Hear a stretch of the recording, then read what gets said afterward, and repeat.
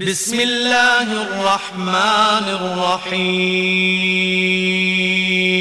واعتصموا بحبل اللہ جميعا ولا تفرقوا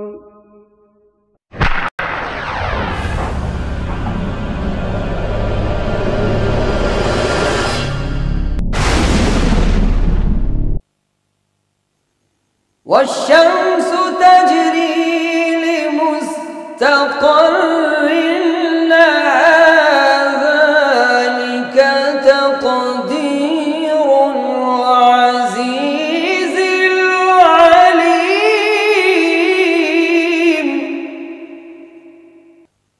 والقمر قدرناه منازل حتى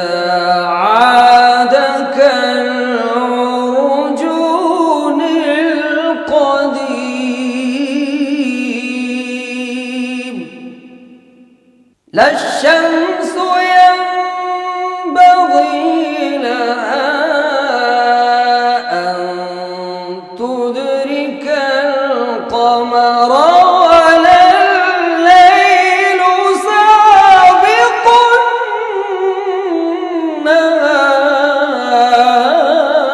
النهار وكل في فلك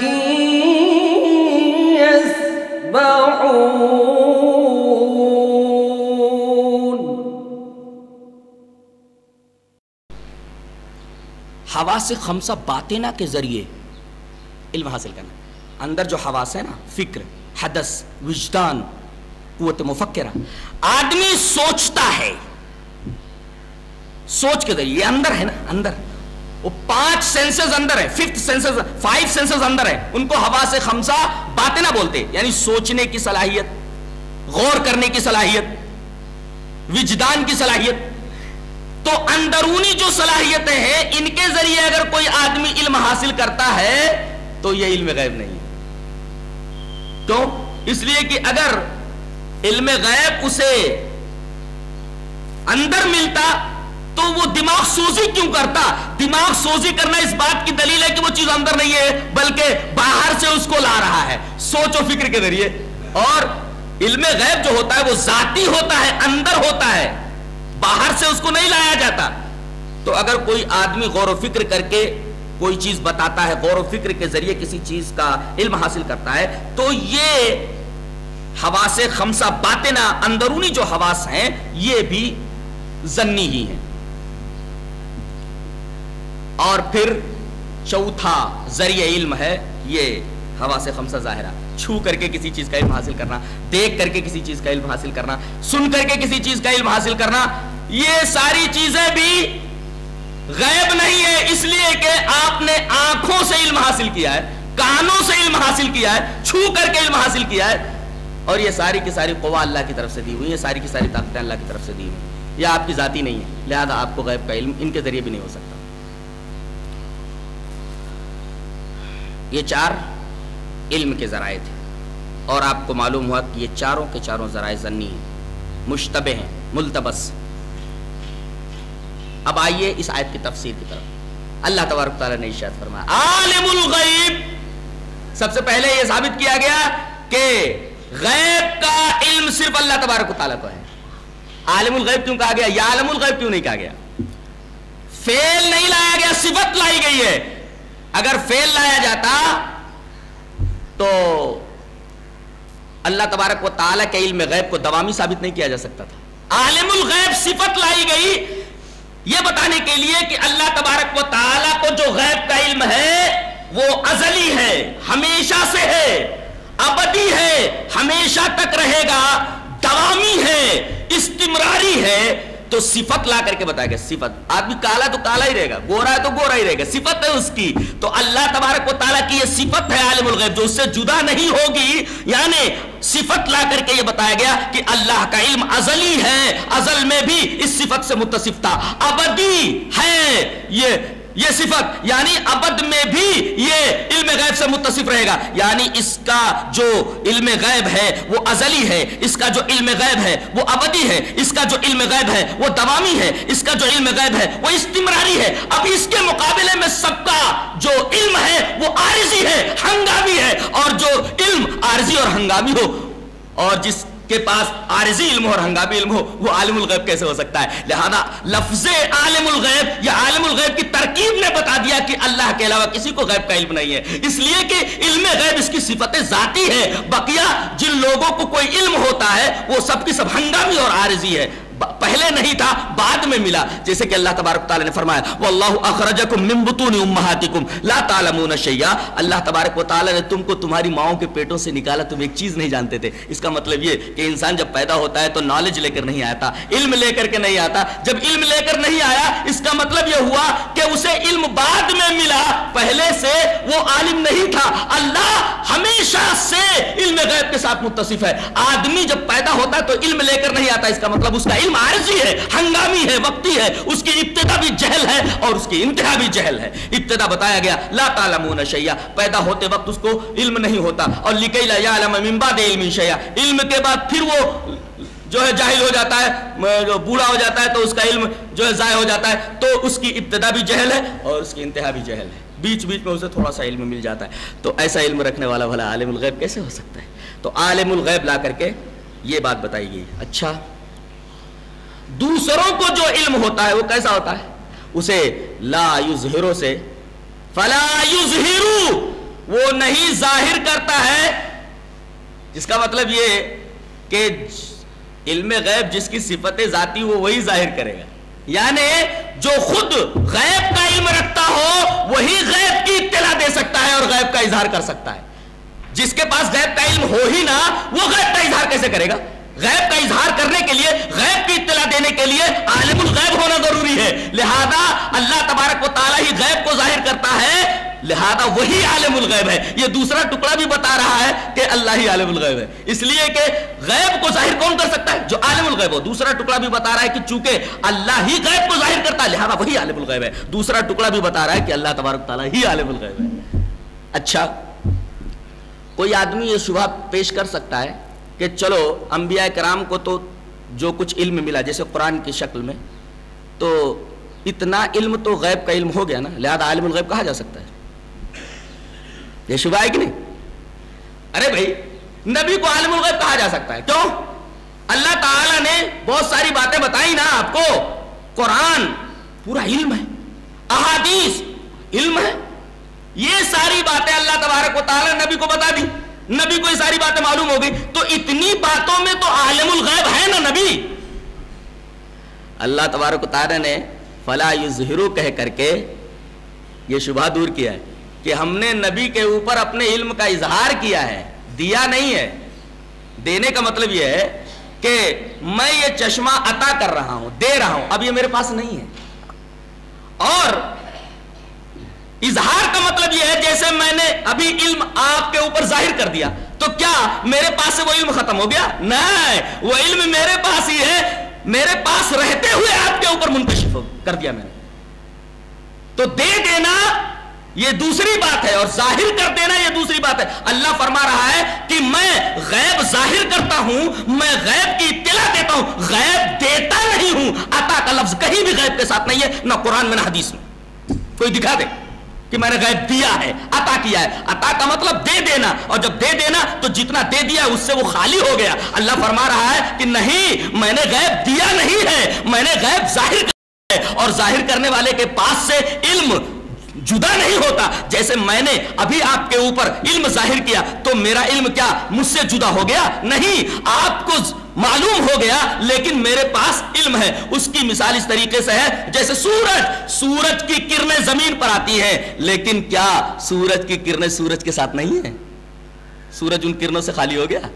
سورج کی کرنیں، وہ سورج ان کرنوں کے ساتھ منسلک ہے، لگا ہوا ہے، سورج کی کرنیں اس کے ساتھ ملی ہوئی ہیں، سورج سے وہ کرنیں جدا نہیں ہوئی ہیں۔ ایسے ہی علم ایک روشنی ہے، وہ پھیل جاتی ہے لیکن اب اپنے مبدا سے اپنے منبع سے، اپنے مصدر سے الگ نہیں ہوتی. ایسے ہی اللہ تبارک و تعالی نے اپنے علم کو ظاہر کر دیا.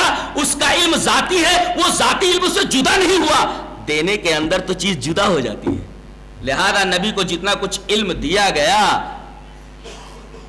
وہ سب اظہار ہے، اطلاع ہے، اعلان ہے، عطا نہیں ہے. عطا اگر ہوتا تب کہا جاتا کہ جتنا دے دیا گیا کم سے کم اتنے میں تو عالم الغیب ہے.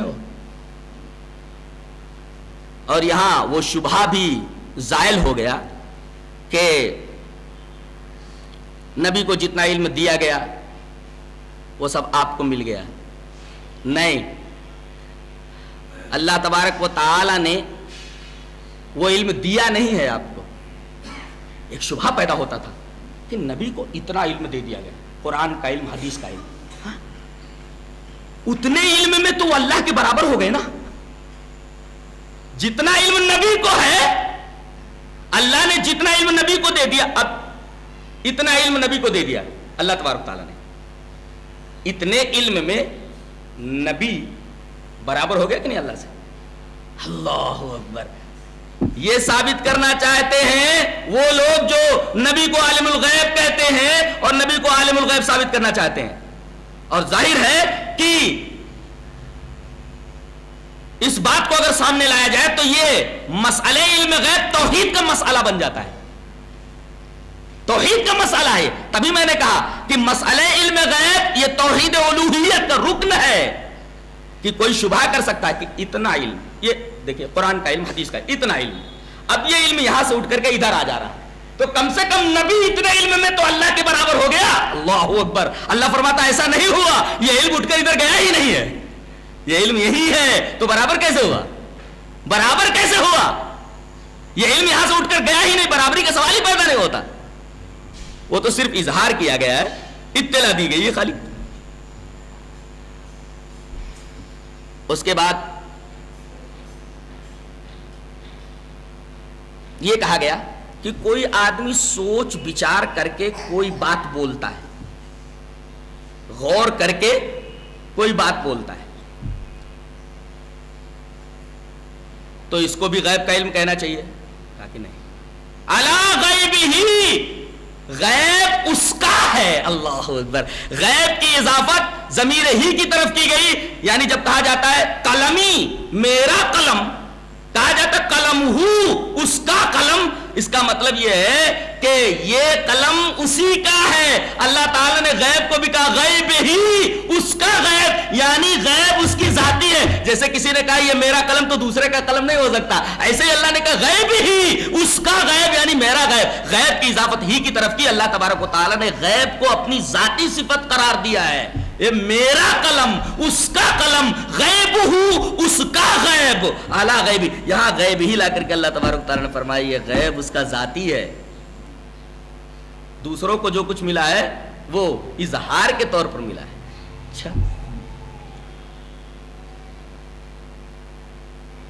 اچھا غیب کا اظہار کس کے اوپر کیا اس نے؟ سب کے اوپر کر دیتا ہے؟ بولے نہیں. کس کے اوپر کرتا ہے؟ رسول کے اوپر کرتا ہے. غور کرنے کا مقام ہے. الا من ارتضی من رسول، جس رسول سے راضی ہو. یعنی اظہار غیب کا محل کون ہے؟ جہاں اللہ غیب ظاہر کرتا ہے. جس کو غیب کی اطلاع دیتا ہے وہ کون ہے؟ رسول ہے. عجیب بات تو یہ ہے کہ ذات نہ لا کر کے صفت کا ذکر ہے. رسول صفت ہے، ذات نہیں ہے. ذات رسالت کو نہیں لایا گیا ہے بلکہ وصف رسالت کو لایا گیا. ذات رسالت نہیں ہے، محمد کے اوپر نہیں اتارا، ایسا نہیں ہے، رسول کے اوپر اتارا ہے. یعنی وصف رسالت، وصف رسالت یہ اظہار غیب کا محل ہے.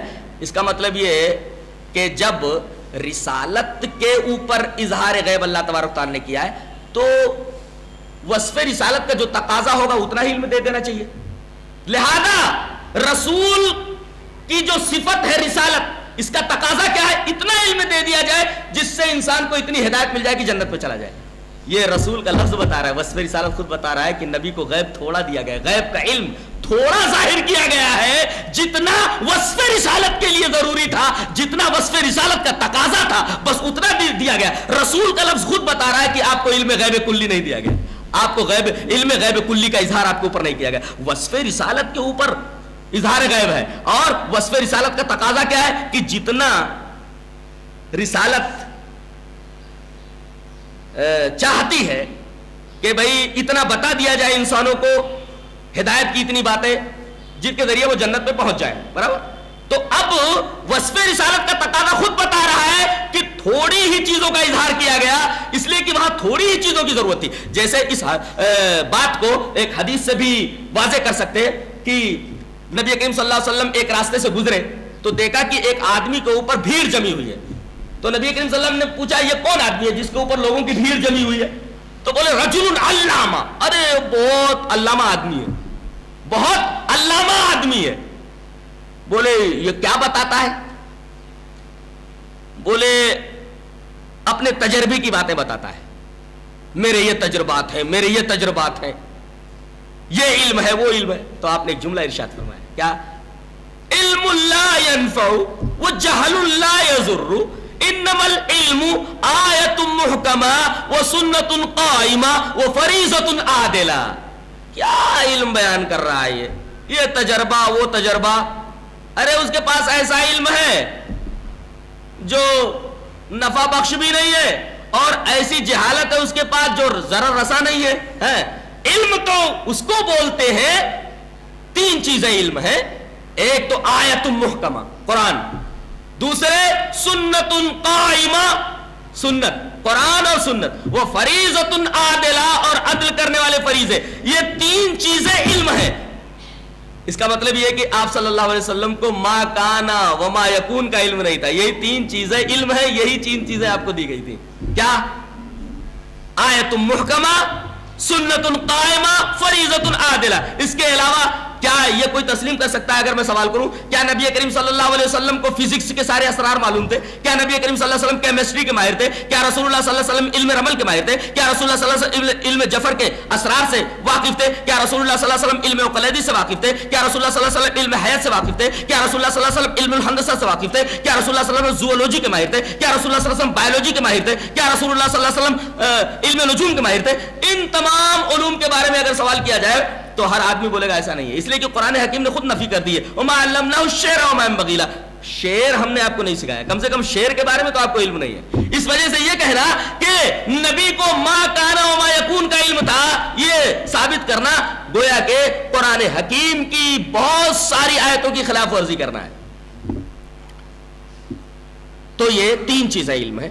ہدایت کے متعلق وصف رسالت کا جو تقاضا تھا یہ تین تقاضے تھے، آیت محکمہ، سنت قائمہ، فریضۃ عادلہ، بس انہی چیزوں کا علم دیا گیا تھا۔ اب یہ حدیث بھی بتا رہی ہے، آیت کریمہ وصف رسالت کا تقاضا بتا رہا ہے کہ آپ کو علم غیب ما کان وما یکون، علم ما کان و یکون نہیں تھا۔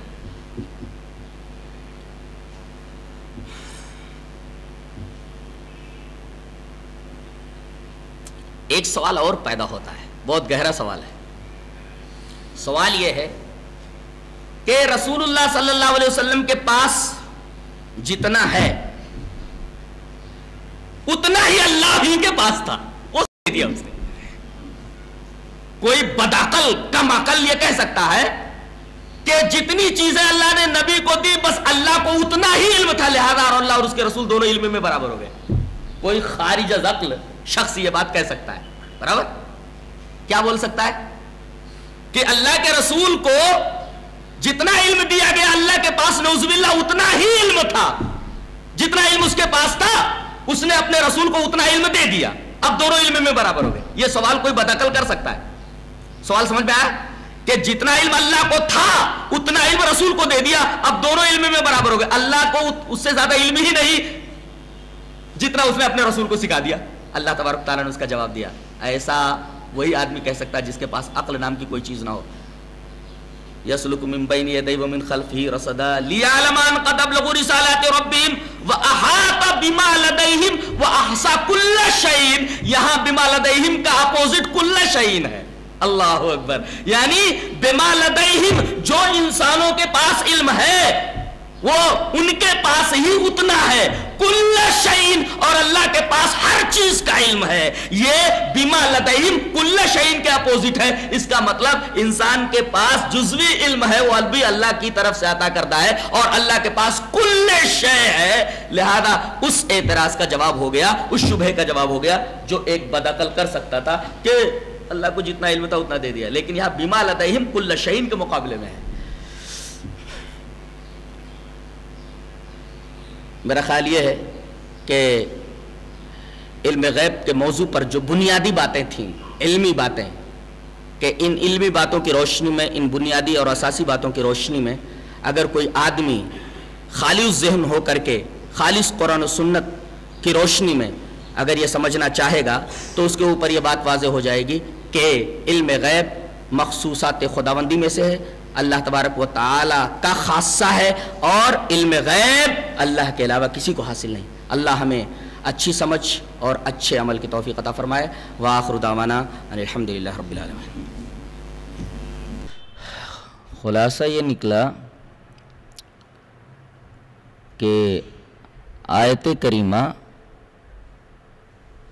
عالم الغیب فلا یظہر علی غیبہ احدا میں اللہ تعالیٰ نے غیب کی اضافت ضمیر ہی کی طرف کی، جو راجع ہے اللہ کی طرف. غیب ہی کہہ کر کے اللہ تعالیٰ نے اپنے لیے علم غیب کو علم ذاتی ثابت کیا ہے. یعنی اللہ کو جو علم غیب ہے اس کا یہ علم ذاتی ہے، جو غیب ہی کی ترکیب سے مستفاد ہے.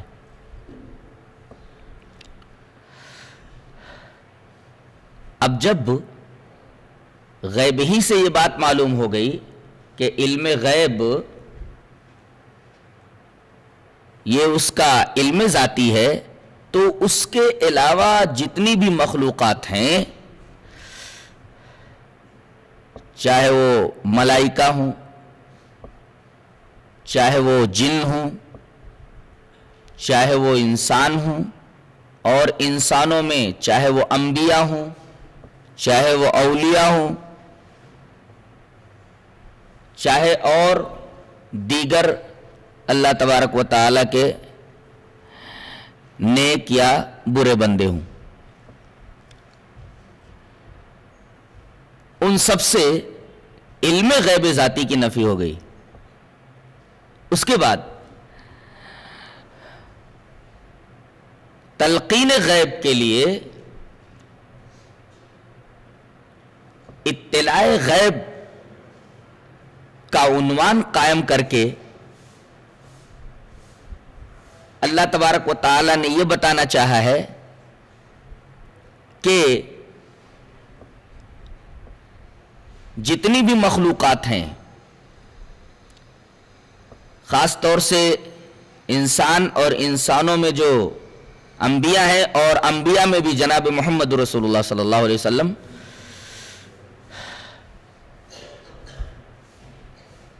ان سب کا علم جو غیب کا ہے وہ علم ذاتی نہیں ہے بلکہ اطلاعی ہے.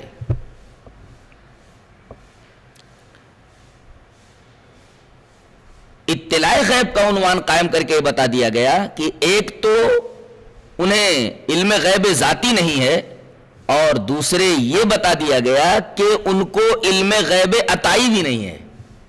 اس لیے کہ اطلاع علی الغیب اور اظہار علی الغیب یہ ترکیب بتا رہی ہے کہ مخلوقات کو نہ تو علم غیب ذاتی ہوتا ہے اور نہ تو علم غیب عطائی ہوتا ہے. اگر علم غیب عطائی ہوتا تو اس کے لیے لفظ عطا استعمال کیا جاتا، اس کے لیے اطلاع علی الغیب کا عنوان قائم نہ کیا جاتا. اظہار علی الغیب کا عنوان قائم نہ کیا جاتا۔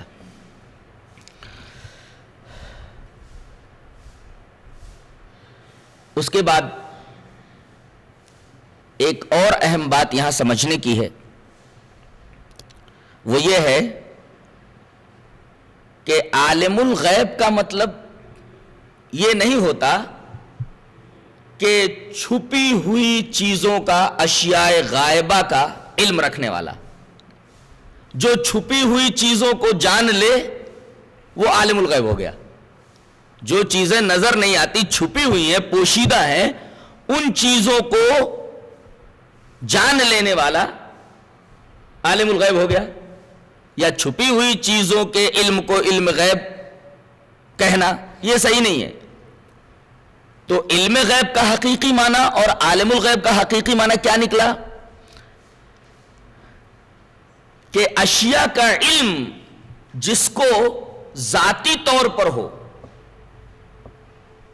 کسی وسیلے سے نہ ہو، بلا اسباب اور بلا وسائل اشیاء کے علم کو ذاتی طور پر جان لینا، یہ علم غیب ہے، اور ایسے شخص کو عالم الغیب کہا جاتا ہے۔ اب ظاہر ہے کہ ذاتی طور پر بغیر اسباب اور وسائل کے اشیاء کا علم اللہ کے علاوہ کسی کو نہیں ہوتا۔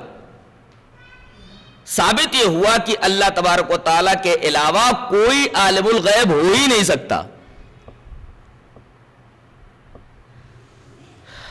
یہ بات اس وجہ سے بتانا ضروری تھی کہ عام طور پر لوگ یہ سمجھتے ہیں کہ غیب کے علم کا مطلب یہ ہے کہ چھپی ہوئی چیزوں کو کوئی جان لے تو وہ عالم الغیب ہو گیا، اور چھپی ہوئی چیزوں کے علم کو علم غیب کہتے ہیں۔ نہیں، اشیاء کا ذاتی طور پر بغیر کسی وسیلے کے علم ہونا یہ علم غیب ہے۔ اللہ کے علاوہ جن کو بھی کوئی علم ہوتا ہے وہ اسباب اور وسائل سے ہوتا ہے، ذاتی طور پر انہیں کوئی علم نہیں ہوتا۔ یہاں طاہر القادری کا وہ فلسفہ بھی رد ہو جاتا ہے۔ وہ یہ کہتا ہے کہ اللہ کے رسول صلی اللہ علیہ وسلم کو سارا غیب کا علم دے دیا گیا تھا، اور اللہ سے علم غیب کو پا کر کے آپ نے اپنے امتیوں کو وہ تمام غیب کا علم بتا دیا۔ اور استدلال یہ کرتا ہے کہ اللہ نے ایک جگہ فرمایا وَعَلَّمَكَ مَا لَمْ تَكُنْ تَعْلَمْ۔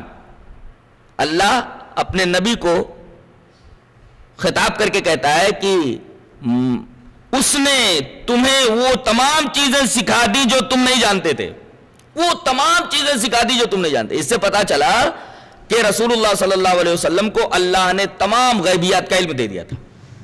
اب اللہ کے رسول کو تمام غیبیات کا علم ہو گیا، اب اس غیب کو اپنی امت کی طرف آپ منتقل کر رہے ہیں۔ وَيُعَلِّمُكُمْ مَا لَمْ تَكُونُوا تَعْلَمُونَ۔ یہ نبی تم کو ان تمام چیزوں کا علم دیتا ہے جو تم لوگ نہیں جانتے تھے۔ وَعَلَّمَكَ مَا لَمْ تَكُنْ تَعْلَمْ سے خود یہ بات واضح ہے کہ نبی کو ان تمام چیزوں کا علم ہوا اللہ کے علم دینے کی وجہ سے۔ نبی کا علم ذاتی نہیں ہے، اللہ کے علم دینے کی وجہ سے وہ علم آپ کو ہوا، وہ چیزیں آپ کو معلوم ہوئی۔ اگر آپ کو اللہ علم نہ دیتا تو آپ کو ان تمام چیزوں کا علم نہ ہوتا۔ یہ آیت کریمہ خود بتا رہی ہے کہ نبی کو جو غیب کا علم ہے وہ نہ تو علم غیب ذاتی ہے نہ علم غیب عطائی ہے، بلکہ علم غیب اطلاعی ہے۔ اللہ تبارک و تعالیٰ کے اطلاع دینے کی وجہ سے اور غیب کا اظہار کر دینے کی وجہ سے آپ کو وہ علم ہوا۔ اگر کوئی یہ کہے کہ زندگی بھر تو آپ کو علم غیب نہیں دیا گیا تھا، علم ما کان و ما یکون نہیں دیا گیا تھا، لیکن عین وفات کے وقت آپ کو تمام غیبیات کا علم دے دیا گیا تھا، تو سوال اس بات پر یہ ہے کہ وفات کے وقت آپ کو تمام غیبیات کا علم دے دیا گیا تھا، قرآن و سنت کی دلیل کیا ہے؟ کیا اس بات پر قرآن و سنت کی کوئی دلیل موجود ہے؟ اور دوسرے یہ کہ وفات کے وقت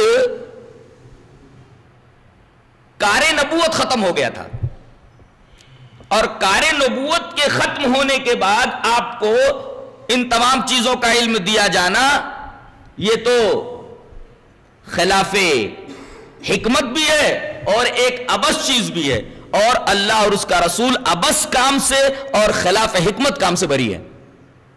لہذا یہ بات بھی ثابت ہو گئی کہ وفات کے وقت بھی آپ کو علم ما کان و ما یکون نہیں دیا گیا تھا۔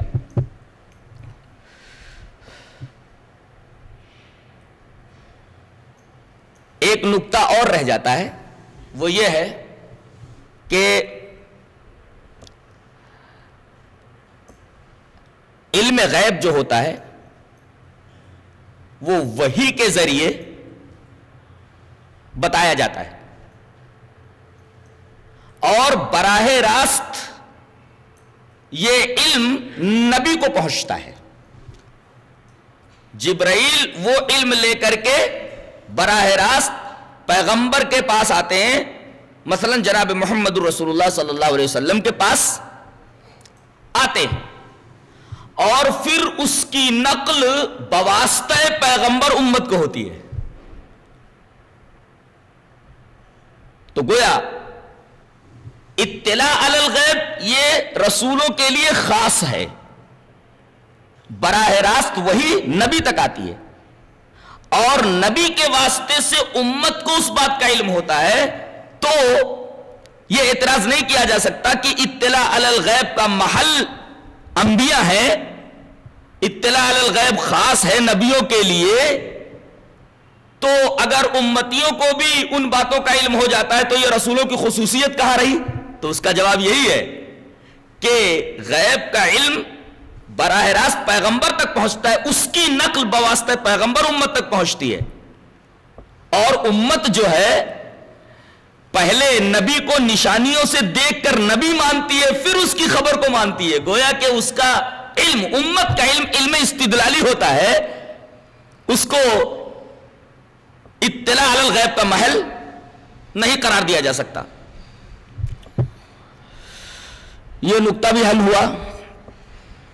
اس کے بعد ایک اور سوال رہ جاتا ہے، وہ یہ کہ ٹھیک ہے، ہم نے مان لیا کہ اللہ کے علاوہ جن کو بھی غیب کا علم ہوتا ہے وہ اللہ کے بتانے کی وجہ سے ہوتا ہے، اللہ کے اطلاع دینے کی وجہ سے ہوتا ہے، اللہ کے اظہار کرنے کی وجہ سے اسے ہوتا ہے۔ یہ بتایا جائے کہ اللہ خود غیب کس طرح مطلع ہے، اسے غیب کا علم کس طرح ہے؟ تو اس کا جواب یہی ہے کہ اللہ غیب کے اوپر علم، غیب کے اوپر ذاتی طور پر مطلع ہے، خود بخود مطلع ہے۔ مخلوقات اللہ کے علاوہ جن کو غیب کا علم ہوتا ہے وہ ذاتی نہیں ہے، ذاتی طور پر وہ مطلع نہیں ہوتے، اللہ کے علم دینے کی وجہ سے مطلع ہوتے ہیں، لیکن اللہ تبارک و تعالی غیب پر بذات خود بخود مطلع ہے، بغیر کسی اسباب کے، بغیر کسی وسائل کے۔ وہاں سبب کا دخل نہیں، وہاں وسیلے کا دخل نہیں، بلکہ خود بخود وہ غیب پر مطلع ہے۔ کیوں؟ اس لیے کہ اللہ کی ایک صفت ہے اول کا، هو الاول والآخر والظاہر والباطن، سورہ حدید کی آیت ہے کہ اللہ اول بھی ہے، اللہ آخر بھی ہے، اللہ ظاہر بھی ہے، اللہ باطن بھی ہے۔ سوال یہ ہے کہ ظاہر کس کو بولتے ہیں، باطن کس کو بولتے ہیں، اول کس کو بولتے ہیں، آخر کس کو بولتے ہیں؟ تو اول کا مطلب یہ ہے کہ هو الاول لیس قبلہ شیء، وہ ایسا اول ہے کہ اس کے پہلے کوئی چیز نہیں ہے۔ تو جب اللہ کی یہ صفت ہوئی کہ وہی اول ہے، اس کے پہلے کوئی چیز نہیں ہے، تو پہلے جب اس کے کوئی ہے ہی نہیں تو اس کو کون غیب پر مطلع کرے گا کہ اس کے پہلے کوئی نہیں ہے؟ ارے اس کے پہلے کوئی ہوتا بفرض محال تو اس کو علم دیتا نا. اس کے پہلے تو کوئی ہے ہی نہیں، اس لیے کہ وہی اول ہے. جب وہی اول ہے، اس کے پہلے کوئی نہیں ہے، کچھ بھی نہیں ہے، تو اس کو غیب کے اوپر کون مطلع کرے گا؟ ثابت یہ ہوا کہ غیب پر وہ خود مطلع ہے، کوئی اسے بتانے والا نہیں کہ وہی سب کا اول ہے. اچھا، وہ آخر ہے کہ اس کے بعد کوئی چیز نہیں ہے. والآخر لیس بعدہ شیء، اس کے بعد کوئی چیز نہیں ہے. جب اس کے بعد کوئی چیز نہیں ہے تو بعد میں بھی اس کو غیب کی خبر دینے والا کوئی نہیں ہے. نہ اس کے پہلے کوئی ہے کہ اسے غیب کا علم دے، نہ بعد میں کوئی ہے کہ اسے غیب کا علم دے دے. والظاہر، اور وہ ظاہر ہے، ظاہر کی تعریف کی گئی. لیس فوقہ شیء، اس کے اوپر کوئی چیز نہیں ہے. جب اس کے اوپر کوئی چیز نہیں ہے، اوپر سے بھی اس کو کوئی غیب کا علم دینے والا نہیں ہے. ثابت یہ ہوا کہ اس کا علم غیب ذاتی ہے. اور والباطن، باطن ہے لیس دونہ شیء. لیس دونہ شیء کا مطلب بعض جو عقیدے کی کتابیں پڑھانے والے علماء ہیں ان کو بھی صحیح سے سمجھ میں نہیں آتا ہے کہ لیس دونہ شیء کا کیا مطلب ہے. اس کا یوں ترجمہ کر کے گزر جاتے ہیں کہ اس کے ورے کوئی چیز نہیں، اس کے پرے کوئی چیز نہیں ہے، اس طریقے کا ترجمہ کر کے نکل جاتے ہیں. حالانکہ حقیقت یہ ہے دونا کا مطلب ہوتا ہے غیر، دونا کا مطلب ہوتا ہے علاوہ. تو کہنے کا مطلب یہ ہے کہ اللہ باطن ہے، اس کے علاوہ کوئی چیز نہیں ہے. در حقیقت اس کا مفہوم یہ ہے کہ اللہ کے اندرون، اللہ کی ذات جو ہے، ذات کے اندر ذات سے الگ کوئی قوت و استعداد ایسی نہیں مانی جا سکتی کہ اندر وہ قوت اور استعداد موجود ہے جو قوت اور استعداد اللہ کو غیب کا علم دے دیتی ہے. بلکہ وہاں ذات سے الگ کوئی قوت ہے ہی نہیں، ذات کے علاوہ کوئی چیز ہے ہی نہیں اندر بھی. تو ذات کے علاوہ جب کوئی قوت اور استعداد ہے ہی نہیں، اگر ذات کے علاوہ ذات سے الگ ہو کر کے کوئی قوت اور استعداد ہوتی تب یہ کہا جاتا تھا، یہ کہا جا سکتا تھا کہ اس قوت اور اس استعداد نے اندر سے اللہ کو غیب کا علم دے دیا. اور حال یہ ہے کہ ذات سے الگ ہو کر کے کوئی قوت اور استعداد وہاں موجود ہی نہیں ہے کہ وہ قوت اور استعداد اللہ کو غیب کا علم دے دے. یہ مطلب ہے باطن کا. تو وہ ظاہر ہے اس کے پہلے کوئی چیز نہیں کہ اسے غیب کا علم دے دے. والآخر لیس بعدہ شیء، اس کے بعد کوئی چیز نہیں کہ اسے غیب کا علم دے دے. والظاہر لیس فوقہ شیء، اس کے اوپر کوئی چیز نہیں کہ غیب کا علم دے دے. والباطن لیس دونہ شیء، باطن ہے وہ، اس کے پرے کوئی چیز نہیں، اس سے الگ کوئی چیز نہیں. اس کا مطلب یہ ہے کہ ذات سے الگ کوئی قوت اور استعداد ہے ہی نہیں کہ وہ قوت اور استعداد اندر سے اللہ کو غیب کا علم دے دے. یہ کچھ خاص باتیں تھیں جو اس موضوع سے خاص طور پر متعلق تھی، میں نے آپ حضرات کے سامنے واضح کیا. اللہ ہمیں اچھی سمجھ اور اچھے عمل کی توفیق عطا فرمائے. وآخر دعوانا الحمدللہ رب العالمین. اس کو وہاں سے کنٹینیو کر لو کاٹ کر کے.